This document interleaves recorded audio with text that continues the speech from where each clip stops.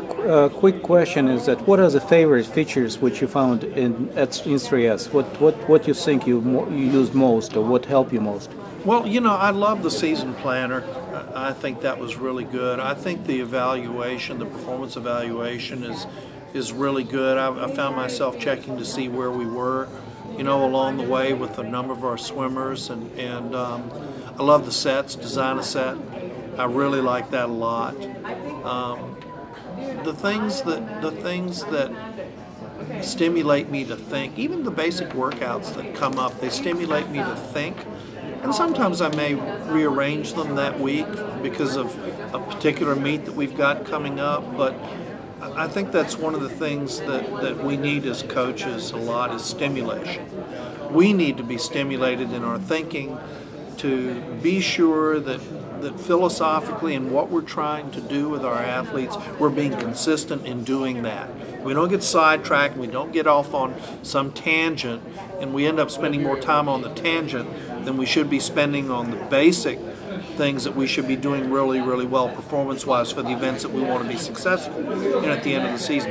I think this software keeps you where you need to be. It keeps you focused, but it also stimulates you as to, why did you do what you were doing? This is, I think for me particularly, the amount of anaerobic work that 3S stimulates you to do was far more than I'd ever done before with our teams, and it really worried me until we started swimming fast. Then I wasn't worried anymore. Well, going back to your previous thought, is that can you say that 3S help you to remove emotional factor from coaching? I think, I don't know whether it removed the emotional factor. I think what it did was it focused the emotional factor for me. That it caused me to really focus my attention on the things in the workout that were progressive, that were parametric, and that were really going to have a significant effect on their performance in their particular events. So I don't think it really so much removed the emotion as it actually got me more excited about coaching, and that it certainly created a higher sense of purposefulness in what we were doing, that the athletes saw it, I saw it, and so when we hit these sets every week that are key progressive sets for us during the season, everybody knows, boy, A game right now, let's get it on. And the atmosphere in practice, when we're on those kind of sets, oh my goodness. It's like when you get at the end of the workout and you've got to do those 350s from a dive on 5 minutes, and you're, when we started doing that, I saw things I had never seen before out of the women's team. And we had been pretty good. We'd been second in NC2As.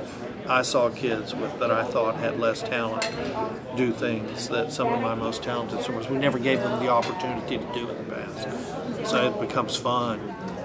Last question. There's a lot of, in my mind, the parametric training is still very very under-understood concept in USA swimming. But in your mind, does it work? I was sharing with you earlier this book, Brain Training for Runners, and there's an interesting philosophy in that book that the limiting factor to performance may lie in the brain, not in the muscle, and that we have to fool the brain into thinking that it can go this fast for this long, that the body can do this, it can do it.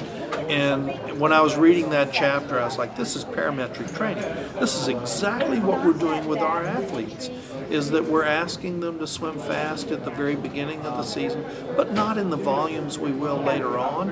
And as we progressively let them adapt to that, they get better and better at it. And not only can they do more of that speed work, actually, one of the things I learned from the program was that you swim faster too. So the same set, yes, you're increasing your ability to do more repetitions, but your speed gets better too also. So it's not classic parametric training. It's actually two variables are going to change. The volume that you can do and how fast you can do it's going to change also. Okay. Jim, thank you so much. Sure. Any wishes you have for coaches and 3S coaches? Any words of wisdom? I just think that tapping into people who are using the system. I know I still talk to Matt. I talked to Jenny Arndt, who was swam for me, who's Matt's assistant now. I talk to Matt Barney a lot. Matt and I share a lot of thoughts about particularly season plan, single peak, double peak, with women. Do they need to do more aerobic type training? Little nuances based on the group of swimmers that you're training, the age of them, the gender, etc.